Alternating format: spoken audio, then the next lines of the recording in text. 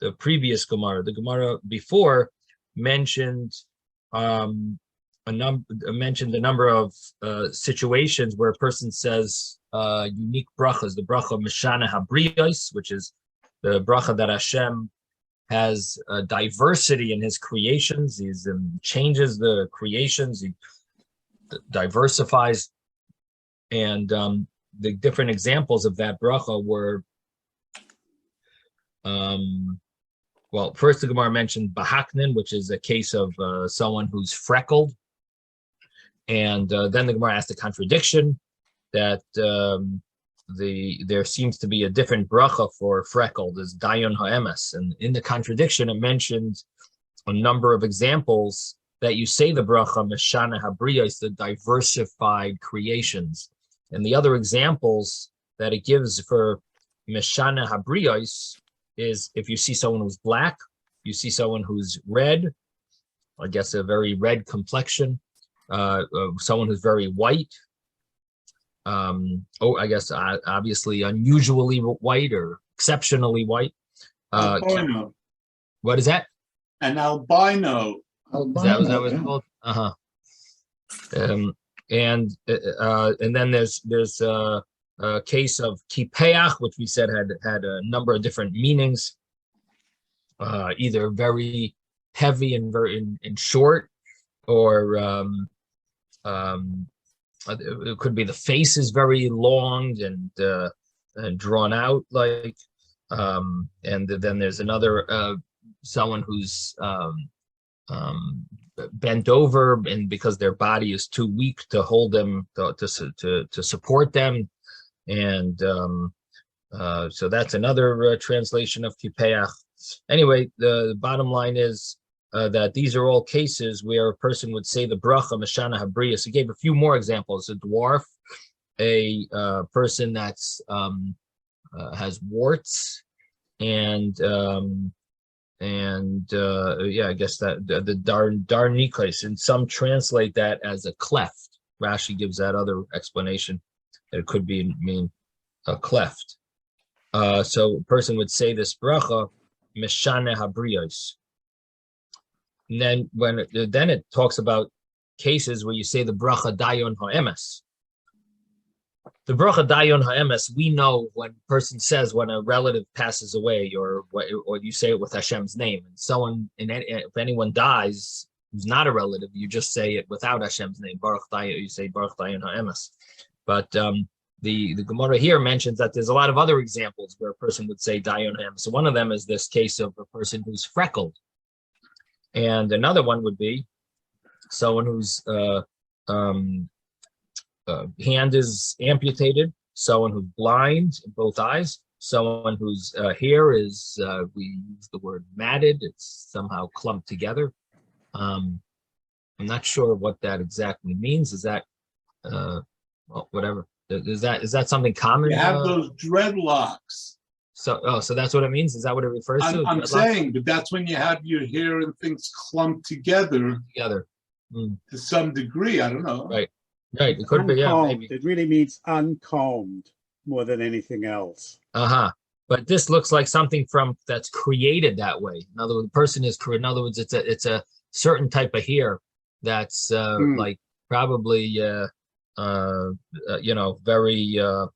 very uncomfortable. Luckily nowadays we have wigs that are that sometimes can look, just can look like they're real. But anyway, so a person who sees someone with that, with this the Pesuye Harosh, it's called, that would be a case of Dayon Ha'emes, a person whose leg is amputated, Dayon Ha'emes, Mukashchin, someone who has boils, Dayon Ha'emes, and Bahaknin was that case of the freckles. So the Gemara seems to be finding a contradiction here, because here it says you say the bracha Dayon Ha'emes is the true judge. Hashem is the judge. He decided this person should have this condition. And before we said the bracha is Meshana Habriyos, Hashem diversifies and he changes the creations somewhat. It has different differences. So the Gemara answered I guess a very obvious answer, that there's a difference between a person who's born in such a way, or if a person became that way. If a person was born in such a way, so if a person who's born that way, you would talk about Hashem created. Person became that way, then you would say the bracha Dayan Ha'emes, that Hashem judged him and decided that he should be this way. So in other words, from creation, this is Hashem Meshana Habriyos. He sort of made differences in his creation, and therefore there are these two brises are not a contradiction. One is talking about a person who's born that way. The other is talking about if he became that way. And the Gemara says, and it makes sense to say, because it also talks about a case of someone whose hand is amputated. Now, amputated obviously is that it happened after birth.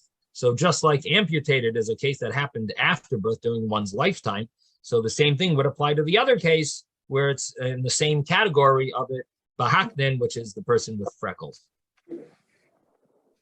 Now, these are cases where we saw in Shulchan Aruch, and we saw that we're talking about things that are unusual.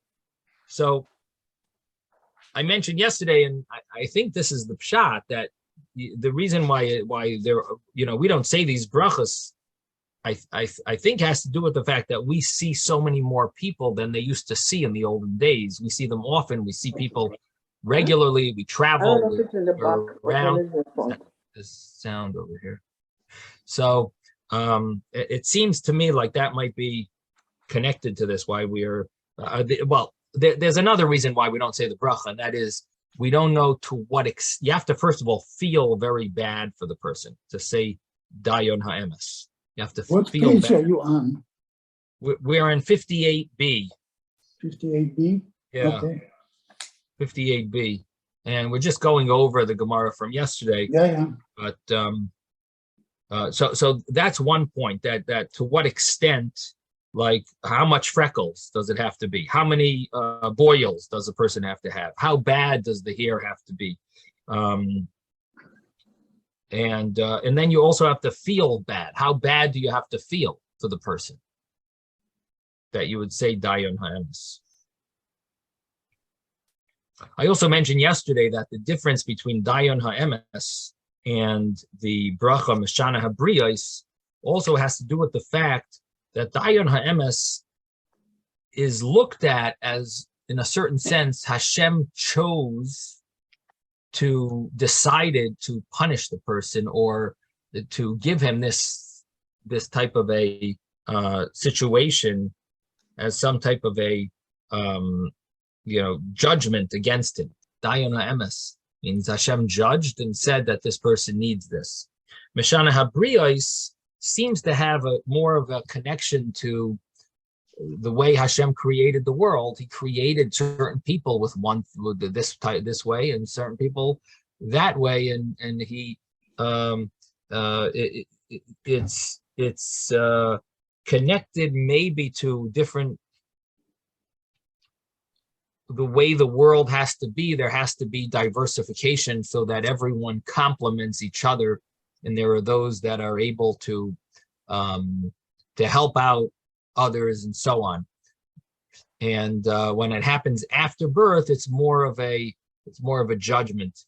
At least that's one of the explanations here. I'm not saying it's the only. I'm sure there must be other explanations. I'm just throwing one of the explanations that explains these brachas this way. Of course, you could argue on both of them. It seems like that. In other words, you could argue and say, well, Hashem might choose to give this person a challenge in their life, and therefore they didn't need to have it when they were born, but they're having it now, and it's not a punishment. It's just a challenge or a test. So maybe the bracha Dayan Ha'emes doesn't really belong there, because maybe they're just being tested and they're not actually being punished, and it's not like a judgment of Hashem. It's more of an opportunity that Hashem is giving this person by testing him and seeing if he's in the level. So that's one of the questions that you could ask on this this pshat. So it deserves more thought, but that's just on a at least on a surface level. That's one of the explanations given. Now the Gemara continues and it talks about a person sees the elephant, the monkey, and then we had a whole discussion yesterday, different translations of what the kippah is. Yes. I must say, I was wrong on that one yesterday. I thought you said kippod with a dalet at the end. Oh. This I see now in the Gemara, it's kippof with a yes F at the end. And that in the dictionary, it says a ape with a long tail. An ape. Okay. But I think Rashi They say monkey and ape with a long tail. I don't know. Yeah, Rashi translates it something like a bird. A bird with cheeks and a jaw that look like a human. I just looked in the dictionary, so it says ape with a long tail. Right. Okay. So in any event, however we translate it, if a person sees those, he could say the bracha mashana es habriyos. And now the which is interesting that it adds the word es. Baruch mashana es habriyos. In the previous Gemara, it just said mishbaruch mashana habriyos. I don't know if there's a discussion about that, but I just caught on. I just see it now that here it adds the word es, mashana es habriyos. Okay, and then and I mentioned yesterday also that one of the commentaries, the Meiri, says that this is connected to the fact that these animals are similar to humans, and maybe Rashi is hinting that by emphasizing that it has a jaw and a cheek like a human, like there's some similarity between these and humans, and because of that, you would give them the bracha as if they're humans in a different form. Now there is also discussion about at least elephants and monkeys, that they came from it was like a punishment for the people in the time of the flood, that they turned into elephants and monkeys. There's some medrash about this that I don't know, maybe David, maybe you're familiar with it from the Me'amoyes. Maybe I don't know if anyone is familiar. Mordechai, I don't know if you're familiar with such a medrash, or maybe Gemara somewhere, but there is such a statement that it does say that. What tell us, what does it say? I mean, it said in the Me'amoyes that from the generation from at the time of the Tower of Babel, that some of them turned into monkeys afterwards. So the people from then turned into, I didn't hear what you said. Something. That some of the people turned into monkeys. Monkeys. Does it also say elephants or just monkeys? I think just monkeys. Okay. All right. So I don't know if that's also connected to this idea here, that we're saying this bracha mashana habriyos, because they are like humans that got, I guess, changed in their form. But it does say baruch mashana es habriyos, which is interesting, that if that's connected to it, you would think maybe it should be dayon ha'emes, because it was after they were alive they got turned into monkeys, except that maybe because we're not seeing them, maybe we're seeing their grandchildren. That's why we're doing the bracha mashana habriyos, because these are born this way. The original ones turned into monkeys. And I'm just throwing a thought there. Okay, now the Gemara then continues and says, if you see beautiful creations, creatures, so you would say in beautiful trees, you could say this bracha baruch shekocha loy ba'olamai. And it does mention in the commentaries that it has to be someone of exceptional beauty. And the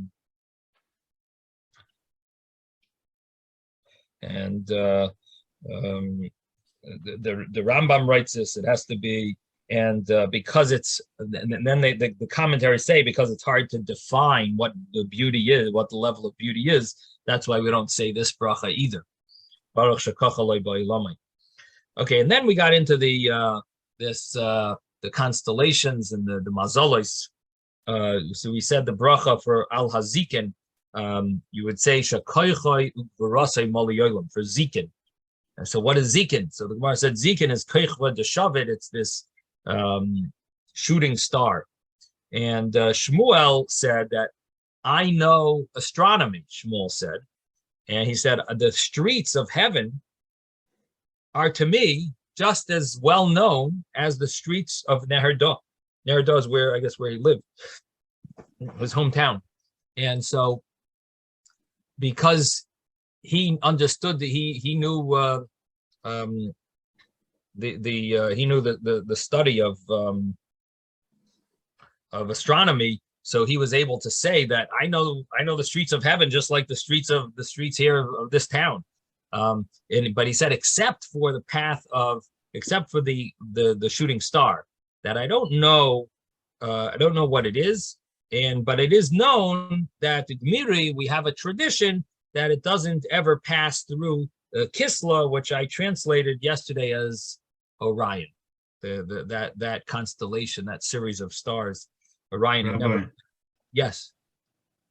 So, how is it possible that a Rav would learn something that is not sanctioned? So there's a difference between astrology and astronomy. And astronomy just means he understood. I mean, this is the nature of the world. It's like he knew nature. He knew how plants grow, and he knew science, and it's basically he knew the way things work. It's also beneficial, I guess, to understand the calendar, to understand certain halachas maybe, but he understood the way it works in heaven. I don't know who taught it to him. I don't know if he. Some people are just they sort of like catch on to things, and they see things better than they understand things better than others. Maybe he just looked at the sky and understood. Every time he walked at night, different ideas came to him, understanding. But anyway, he knew the pathways of the sky. And he said that we have a tradition that if the koichva deshavet, it can't pass through this Kisla, which is Orion. The other Kisla charav alma, and if it would destroy the world. And the Gemara asks, but we do see that it passes, and the Gemara answers that its shine passes, but it itself, its glow can pass it, but it itself doesn't pass through, because then it would mess things up with the balance of the world and so on. Then the Gemara then says that Rav Huna Breid Rav Yeshua says that Viloin, which is one of the heavens, there's 7 heavens. One of them is Viloin and one of them is Rakia. And when Viloin has a tear in it, Viloin hu demikra, and you can see the light of Rakia. So the way I translated it yesterday was that this is what Zikin is. Zikin is when this tears and you can see the light of Rakia. And then you say the bracha when you see that. In other words, when one of the heavens opens up, you see through to the next level of the heaven, and you see the Rakia level, and that has a tremendous light, and you could say it's called a Zikin. And that's the way Rashi learns the pshat. There is a Taisus over here. Taisus wants to say, no, this is not telling us what Zikin is, to say a bracha for Shekoichak V'rasim Aliyaylam. This is answering the previous question, because the previous question was, how is it possible that we see that the Koichva, the Shavet, sometimes goes into Ksil, sometimes goes into Orion? And the Gemara before said, no, it doesn't really go through. It's just its glow, its shine is what passes through. Now Rav Huna Braid Rav Yeshua says, no, that's not why it looks like it's passing through. It's a different shot. The reason it looks like it's passing through is because the V-line probably tore, and when the V-line tears, you could see rakia, and that's what you're seeing when you see this koichva the shovel. So he's giving another answer to the previous question that the Gemara asked about Shmuel's statement. And then the Gemara gives another answer to that question. Rav Ashi says that it's a koichav that left from one side of Kisla, of this Orion, and another star from the other side moves and sees and is nervous that the other star is coming towards it, and so that is, and it appears that it appears that it's coming through, and that's passing through Ksil, and basically it's nervous. Somehow the stars get nervous of other stars that they're going to destroy them, and that's why what you see that it's it looks like it's passing through Ksil, but it's really a star going from one side of Ksil to another side of Ksil, and it's not really passing through it. It looks like it's passing through it, but it's not. Yes. I wanted to say, I don't know if you guys noticed, but in Israel, the sky is full of stars. I mean, you see so much more stars than you would see here in the United States. And they seem closer, the moon and the stars, everything. And the nights are full of stars. So you see it, and you see a lot of things that you wouldn't see here. But it's known that the Shavit, if it hits a star, it's a disaster, It's an explosion, it would be a disaster. That's why they are talking about not hitting the star. So you know about this? I understand it. I don't have to know much about it. I'm saying you knew before this Gemara that if a shooting star hits a star, then it would destroy the whole planet, and it would be a disaster. I don't know if it destroys the whole planet, but it would be a disaster. Yeah. How do you know? I think we talked about it. From here, from our Gemara? No. From looking in Israel, you know it from looking in Israel at the stars? When we walked at night, we always looked at the stars. We always saw the stars, the Milky Way and everything else. You see very clearly in Israel. Right. Interesting. Okay. The North Star is always visible. Everything is very visible, very close. But, okay. Yes. Rabbi, it all depends on how much light. If you accept the fact that we had an event that occurred a long time ago and we lost dinosaurs and things like that, that occurred because of a collision that occurred between the Earth and another whatever rock that that spewed out all this stuff into the atmosphere and caused basically a nuclear winter and destroyed, so that's known. And also we see all of this, strikes that occur on the moon where meteors, whatever, asteroids have hit the moon and have created what amounted to as the craters and the high mountains that exist on the moon. So those things are possibilities.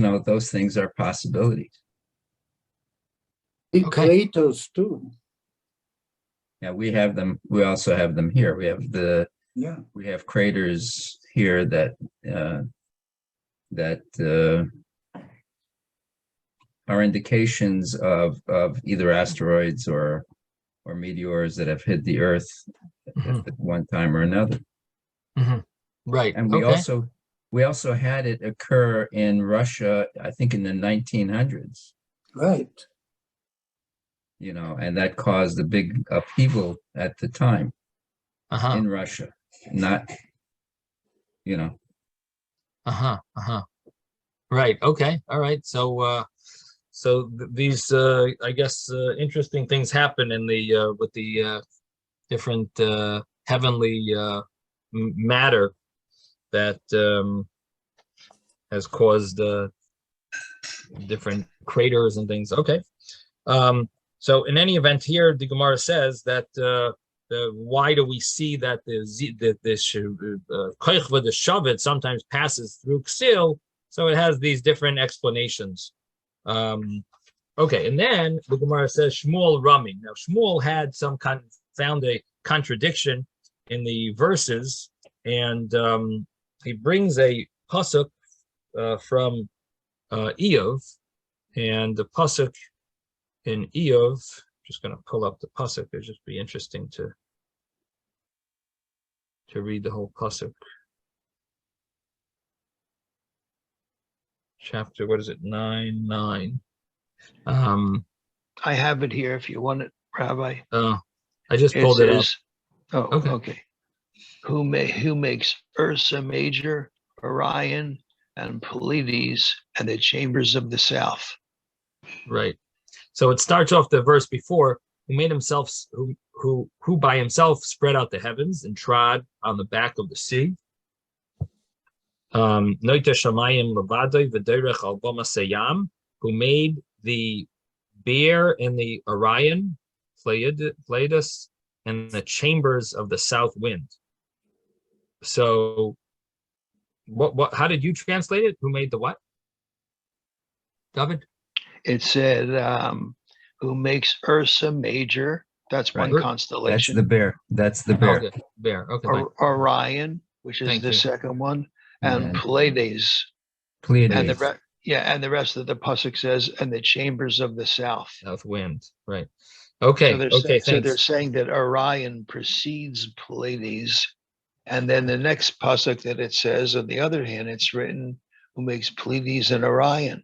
So where there's Pleiades precedes Orion. So what's the story? That's what it's discussing. Yeah. Good. Very good. Thank you. So the Gemara asked this contradiction. Shmuel asked this contradiction in the Gemara, and the Gemara, because first it says, well, what's the correct order of the constellations, and so is Osh before Ksil? I'm sorry, not Osh before Ksil. Is Ksil before Kima or Kima before Ksil? And Ksil we translated as Orion, and the Kima is Pleiades. Is that before or after?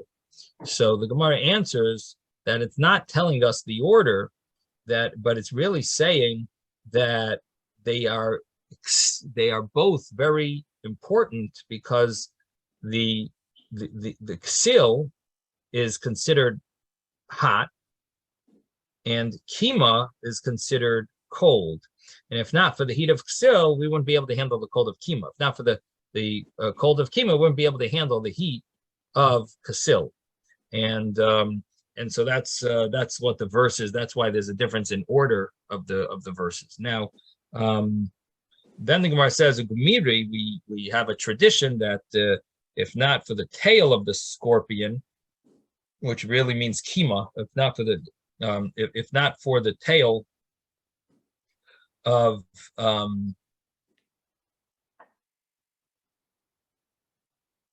Kima,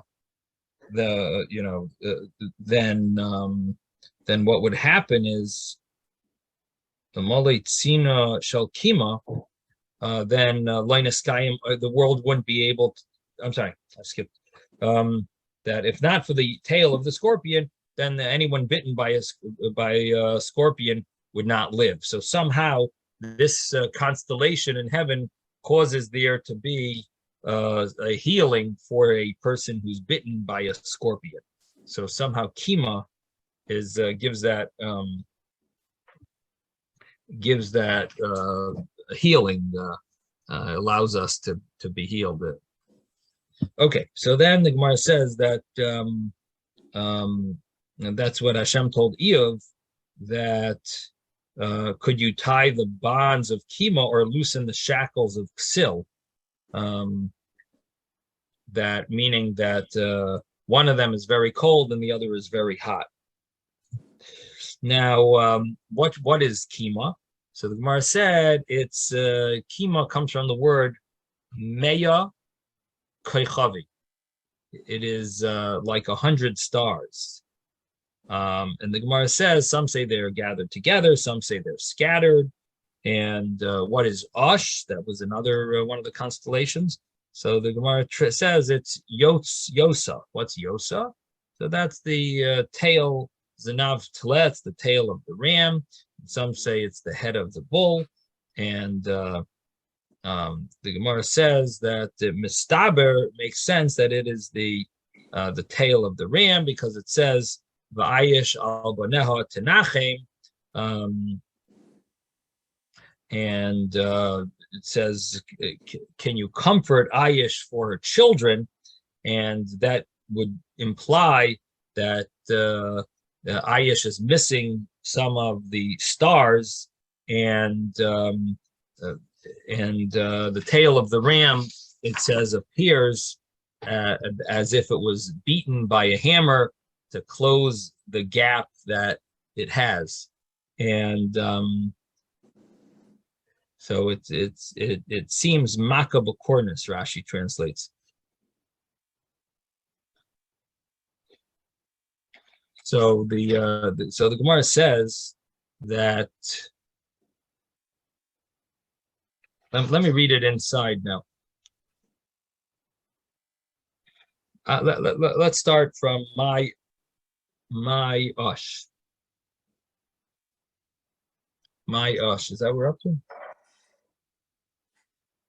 Shmuel Ram, you say Ash Ksil V'Kima? We did that. Let me start a little earlier, because I'm not sure if we said this. The Bahainu de Ka'amar Iyov. Let's start Bahainu. Okay, let's start there. Bahainu. Rabbi Smith? Yes. Yeah, I just want to correct what I said earlier. Sanhedrin Kuftas has monkeys and elephants. Monkeys and elephants. I should have remembered. It does Sanhedrin talk about Kuftas. Right. It talks about the marble over there. Sanhedrin Kuftas. Okay, good. All right, great. Okay, so we're going to start over here. V'hainu dekama rachmana le'iyuv. We're 4 lines up from the bottom of page 58b. This is what Hashem told Iyov.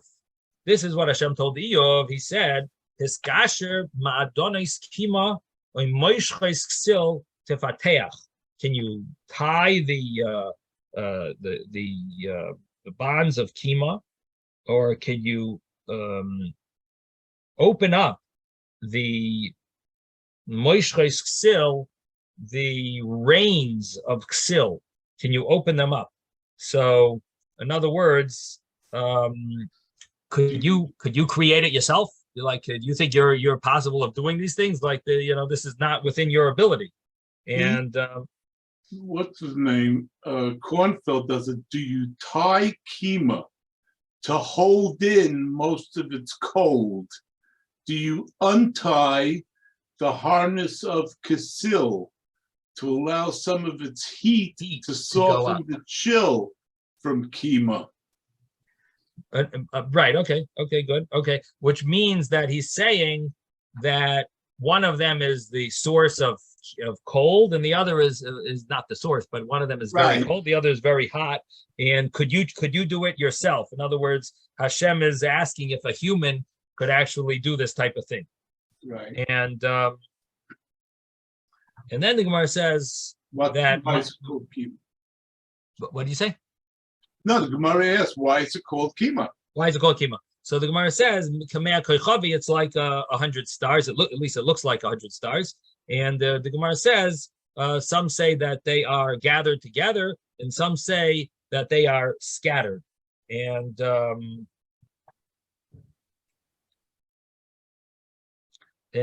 if they're scattered, then you could translate the pasuk. Marshall mentions you could translate the pasuk differently. That could you tie them together? They're scattered. Could you tie together the stars of Kima? They're scattered. And but according to the other pshat, that they're gathered together, so you have to translate it this way. That in other words, if you could you hold in the heat, or could you let go of some of the heat, or let go of some of the cold? Okay. Well, still to let go of its heat, and with Kima is to hold in its cold. Hold in its cold. Right. One of them is tied, the other one is loosened. Correct. Okay. The Gemara now says Ush, because Ush was a third of the third constellation, the beer. So my Ush, what is Ush? So I'm Rabbi Yehuda Yoisa. Ush is Yoisa. My Yoisa, what is Yoisa? Amalei Zinav Taleh. Some say it's the tail of the ram. Ramala Reisha the Egla, and some say it's the head of the calf. The head of the Egla of the calf, which they translate as the bull. Ram. The ram. Aries. So It no, can't be Aries. bull is, one second. Not Aries, I'm sorry. Bull is Taurus. Taurus is a constellation in the sky. That's right. That's correct. Aries is a planet. Yes. So if we're talking about planets like Orion, not planets, but constellations, we're talking about Orion. Right. So this would have to be Taurus. So it says that these nav, some say it's the tail of the ram, and some say it's the head of the bull. Of the tail of Tella. The calf. What? Of Tella. Honestly, it's a little above my pay grade, but I think Ezra knows. Ezra, you tell us, what does this mean? Well, no, what I'm saying is he's saying that Taleh, you translate it as the tail of the ram, and he's saying that it's an actual name of a constellation. Okay? So you're translating it literally. Right. It's not a ram, it's the ram, the constellation. Constellation, correct. Is that what you mean? Yes. Constellation ram. I think that's what Isaac is saying. Yes. Oh, okay. Okay, fine. Perfect. And some say Reisha the Egla. Okay. The head of the Egel, which they translate as the head of the bull of Taurus. Okay. Right. Now, Mistabrak Van Damar's Naftleh. So the Gemara says that it seems like the first opinion is the correct one, that Ush is this Znavtleh, it's the tail of Tleh, of that constellation. The Chsiv, as it says, Va'ayish al baneha tenachim, can you comfort Ayish for her children? And what do we see? Alma Chasra, which means that it's missing some of her stars. And so the tail, it looks like it's it looks like that. Mischazia, and it appears that the tail of Tleh, it appears that way. Ketar for the Tarif, that it was, as Rashi says, it was beaten with a hammer, and it looks like that it's missing something, and therefore it would make sense, and therefore would make sense that's what it's referring to. That Ayish al Banel Tenachim, it would make sense that that's Ayish. That Ayish is the Znav Tleh because it looks like that. And the Gemara says, why is it? Why does Vahai de Ozla Basra da Basra? Why does Ayish or Ush, Ush, come after Kima? The Amra La, because Ush says to Kima, Havli Banai, give me my children. And so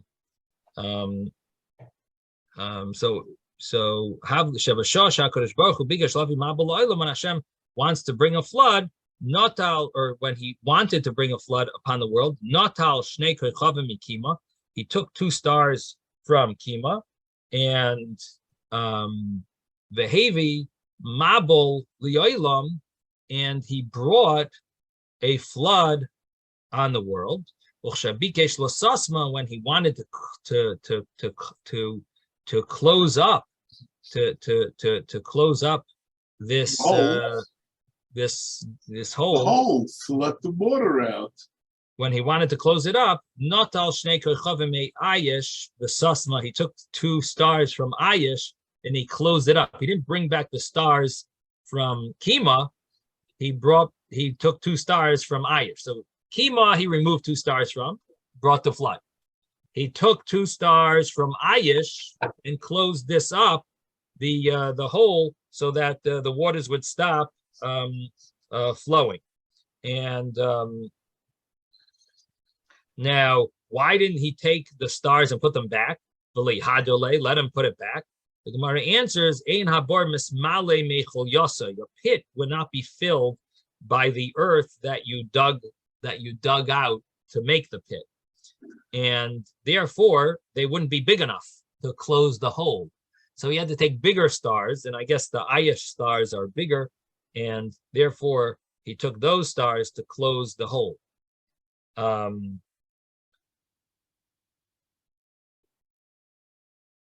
So the stars from Kima would be too small to fill the hole. Now, the Gemara then says that another reason is inami ein kateger nasa saneger, which is a very commonly used statement in the Gemara, that a prosecutor cannot become a defendant. And what that means is that the stars of Kima were used to bring the flood, and so now we're not going to use them to stop it up. So therefore, Hashem had to take the stars from this other constellation of Ayish and use that to close up the hole. So the livri la trei koich v'achmini. Why didn't Hashem create 2 other stars instead of taking stars from Osh? The Gemara says, "Ein kol chodesh tachas Hashemesh." Hashem doesn't create new things. He created the creation in the beginning of the world, and he doesn't create. He doesn't like to create, make new things. Amar Rav Nachman. Rabbi, hold on before you jump. Yeah. Okay, so stopping the sun in its place is not something new, that he does it several times. Not a new creation. You stopped it. You didn't create anything new. But say there's nothing new under the heavens. That is something new. Nobody's seen this before. This is a new, for all intents and purposes, a creation to stop the heavens from its movement in the heavens. You have That's a point. why It's they a new call it a nature. miracle. It's a new nature of the sun to be able to stop, just like Hashem split the sea, created. But I can understand all the other things that are being said. You can't the prosecutor can't be the defense attorney. That all this other stuff. Okay, fine. But to say God doesn't create something new, every day he's creating something new. So it could be that with the heavens and the it says that Hashem made a t'nai, Hashem made a condition with the sea that it has to split. So it's in a certain sense he sort of put it into the DNA of the ocean, of the sea, that it splits for the Jewish people. So it could be in the heavens he put in the DNA that for the Yidden they're going to have to do certain things for the for the Yidden to win the war and so on. But they're keeping Torah mitzvahs. They have to do certain things. So in a certain sense, you could say maybe that's part of the nature. But to go and create something new, that's something that Hashem didn't put into the creation of the world. This is a whole new creation, and therefore maybe it wouldn't be acceptable. I don't know. I'm giving you a thought. Of course, we can look further into it, but I'm just giving maybe that answers the question. Okay. But definitely deserves. It's a good question. Deserves more thought. Maybe, Yes, Ben. Yeah, maybe I want to say that Hashem created so much, that He has enough in His creation for whatever His needs are. But He doesn't have to create something new. He knows what to use for what purpose. But with the sun, that was, stopping the sun is it's not a new creation. Yeah, it's a new action, but it's not a new creation. Could be. Sound, what Isaac said, what Ben said. I mean, there's definitely some maybe room. You're for, saying all these things were created ben hashmashot, and were applied at the time that they were supposed to be applied. That's what it seems. Maybe, yeah. That's to our understanding, at least at this point. So the Gemara says, Amar Rav Nachman, Asa Kodesh Baruch Hu lach ziron lo. In the future, Hashem is going to return the stars to Ash, and he'll take the stars from from the hole that was in Kima, give them back to Ash, and Shenemar, as it says, va'ayish al baneha tenachim, and it brings this verse that we used before, that Ayish will return together with her children. She'll be comforted. Vayish al baneha tenachim, that Ayish will be with her children. Li, actually, Tanchem here means lead. Ayish al baneha tanchem, lead Ayish with her children. So that's referring to in the time when Mashiach comes, the Ayish will get her stars back. Now, the Gemara now jumps to a whole different thing. So we've concluded the astronomy. Now we're going to earthquakes. Val has voice. Mai's voice. What are his voice? Rav Katina Goya. Goya means Earthquake. Rav Katina have a causal Borcha. We're on page 59a for those that lost the place. 59a. Rav Katina was we're on the first word on the wide line. Hello, Isaac. Yes, are we on for 11? We're on the first wide line. The first word on the line. Rav Katina have a causal Borcha. Rav Katina was walking on the road. He reached the house, the door, the entrance of the house of Uva Tamya, a bone. Tamya means bones, and Uva means oiv, a type of idol worship that they use a bone to find out different things. And this is the type of idol worship that Shaul tried to get this woman to tell him about the war, to get Shmuel to remember the story in the story of Shmuel. So Shaul Hamelach wanted to know how the war is going to go. So the oiv, so Uva Tamya. So when he reached the door of this bone idol worship thing called oiv, Gonach Goyha, the earth it shook and it made a quake, an earthquake. Amar, so Rav Katina said, Mi yoda over Tamya hai goy hamahu. Maybe you could tell me that you bone idol worship oiv person. Maybe you could tell me what this earthquake came from, because you're so you know everything about the you worship this idol of oiv through bones. Maybe you could come up with tell me what you find out. So Rama le Koila, so she lifted her voice at him. Katina, my lo yadana. Katina, his name was Rav Katina. She said, Katina, why wouldn't I know? Of course I know. And Hashem remembers his children, that they're involved in pain amongst the nations of the world. They're sharoi, they're surrounded in pain, and amongst the nations of the world. Hashem, he tears twice, 2 tears fall from Hashem into the great sea. And his sound is this, the sound of these tears of Hashem. They are they are able to be heard from one end of the world to the other end of the world. And that's why there's an earthquake now, because Hashem is in pain about his nation being in exile.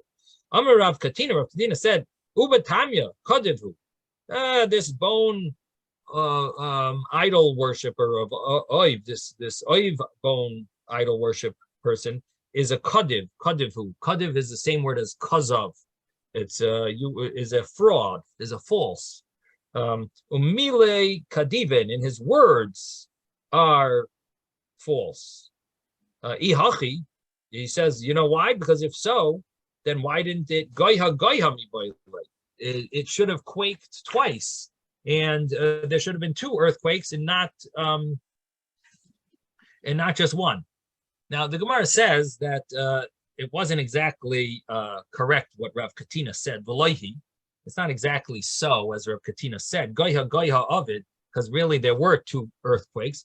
V'haidaloi oidile, and this that Rav Katina did not want to let this person think that he knew or she knew what they were talking about, so that the whole world would not think that they should follow this person in their idol worship. And so Rav Katina wanted to make it insignificant what this person said. So therefore he said, it can't be. What you're saying is totally not true. Now, Rav Katina Didei Amar, Rav Katina himself said, Seife Kapov, that Hashem claps his hand, Shenemer, as it says, Vigamani Ake Kapi al Kapi, I will clap my hands, I will bang my hands together, Vani Choisi Chamasi, and I will relax my anger. And that is the shaking from the earthquake is from clapping of Hashem's hands. He bangs his hands together and puts his anger on the side. He lets it relax. Rav Nosson says that Anocha Misaneach, that Hashem, he gives a sigh. Shenemer, as it says, I will put my anger to relax, to rest, and through them, through them, and I will be consoled. And this causes the world, the earth, to shake. So from that anacha, Rashi says, from that sigh, the whole world shakes. And we have this pasuk in Ezekiel that it says that it's like that sigh, it gives Hashem comfort. Rabbanan Amri, the rabbis say, Boyet Barakia, Hashem kicks the sky. Shenemer, as it says, Heidad Kedorchim Yane El Kol Yoshvei Haaretz. He shouts the word to the whole world, to all the inhabitants of the world. He shouts the word Heidad, like Darchim, like those that press on the grapes, that trample on the grapes. So he says Heidad, and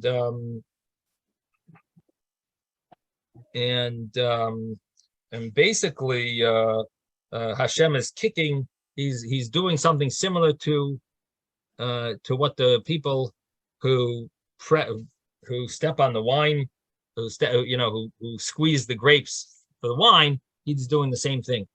Hashem does the same thing, and therefore the whole earth shakes, because Hashem is Bayet Barakia. Now, which I'm not really sure, but it seems like the people who trample the grapes, they say this word hidad. Kedorchim. I guess when they trample on the grapes, they say a certain word, hidad. Not sure. I have to look up the pasuk there. But Ravacha bar Yaakov Amar Doichechus Raglov Tachas Kisei HaKavod. Hashem puts his feet under the throne of glory. Shenemar, as it says, Hashem Hashemayim Kisei Ratzadom Raglov. So says Hashem, the heavens is my throne, and the earth is my footstool. So when Hashem puts his feet there, under the throne of glory, that is the earthquake that that the world shakes. That's the when he puts his feet there, it causes some type of a shaking in the world. And then the Gemara says that Baal HaRa'amim, and on thunder, my Ra'amim, what is this? Ra'amim Amar Shmuel. Shmuel says, Anani Begal Galosh. This is the clouds are rolling and they end up hitting each other. They rub against each other, and you can hear the voice. And you can hear, that's the thunder, as it says. Shenemar, as it says, Kol Ramcha Bagagol Hiru V'Rakim. The Kol Ram, the sound of the thunder, Bagalgal, through this Galgala, through this rubbing and rolling, banging into each other. It was Heiru Barakim. It gives light, which is lightning bolts. Heiru Barakim Tevel to the world. Rugs of Atirash Aretz, the world is afraid and it trembles. The rabbis say thunder is Anani Deshafchi Maya Lahadadi. It's the clouds that they throw water to each other. The Shenemar, as it says, L'koil Titoi Hamoin Mayim Vashamayim, that to the sound of his giving Hamoin Mayim, a lot of water in the heavens. So it seems like the water is going from one cloud to another. I wonder what science says. What's the source of the thunder? But we'll soon see another. The next shot is Rav Acha bar Yaakov says, Rav Acha bar Yaakov Amar Barka Takifa Debarik Ba'anana. Thunder is caused by a powerful barik Ba'anana, lightning bolt that strikes that strikes a cloud. When the lightning hits the cloud, so that causes the thunder. Ravashi Umispar Gaziza Debarza, and it breaks the pieces of hail. Ravashi says Anani Chalchule Machalchali, that the clouds are hollow. The wind comes and the wind blows at their opening, and that causes thunder. And it's almost like when wind blows on the opening of a barrel. The Gemara says it sounds like the real answer is like Rav Acha bar Yaakov says, that the Barak Barko Manami Anoni Vasi Mitra, that what normally happens first, lightning flashes, Barak Barka's lightning, when the cloud makes noise, Manami Anoni Vasi Mitra, and the rain comes. So it sounds like what he's saying is the real reason why there's a sound on from the thunder.